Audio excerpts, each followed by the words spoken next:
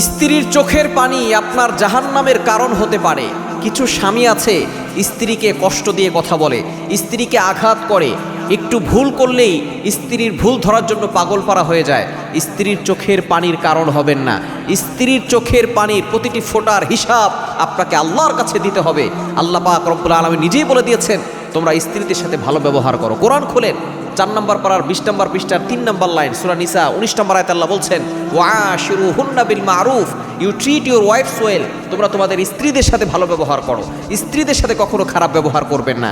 হ্যাঁ, আপনার স্ত্রী একটু উল্টাপাল্টা করতে পারে, একটু ভুল তার হতে পারে, কেননা স্ত্রীকে পুরুষের বাম পাজরের বাঁকা হাত দিয়ে তৈরি করা হয়েছে, তারা একটু বক্র হবে।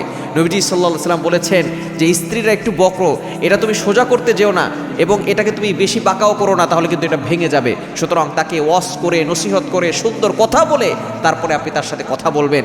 আপনি তার চোখের কারণ হবেন না, তাকে কষ্ট দিয়ে কথা বলবেন না। অনেক স্বামী আছে স্ত্রীকে তো খারাপ কথা বলেই, স্ত্রীর পরিবার নিয়ে বাজে কথা বলে। খবরদার, এটা কখনো করবেন না। যেই সকল স্বামীরা স্ত্রীকে নিয়ে বাজে কথা বলে, স্ত্রীর চোখের পানির কারণ হয়, ওই সকল স্বামীদের জন্য আল্লাহ পাক রব্বুল আলামিন জাহান্নাম নির্ধারিত করে দিয়েছেন। মনে রাখবেন, স্ত্রীদের অধিকার আছে, স্ত্রীদের হক আছে। এই হকগুলো যদি কোনো স্বামী না দেয়, তাহলে আল্লাহ পাক রব্বুল আলামিন তাকে, সে যে নামাজ পড়তেছে এবং ভালো কাজ করতেছে, এর বিনিময়ে তাকে জান্নাত দিবে না, কেননা সে স্ত্রীর সাথে ভালো ব্যবহার করতে পারে নাই। এবং নবী সাল্লাল্লাহু আলাইহি ওয়াসাল্লাম নিজেই বলে দিয়েছেন, খিয়ারুকুম ওয়া খিয়ারুকুম লি আহলি, ওই লোকটা সবচেয়ে ভালো যে তার স্ত্রীর কাছে ভালো। এজন্য স্বামী যদি ভালো হতে হয়, তাহলে স্ত্রীর কাছে ভালো হওয়ার সার্টিফিকেট আগে নিতে হবে। এজন্য স্ত্রীদের চোখের পানির কারণ হবেন না।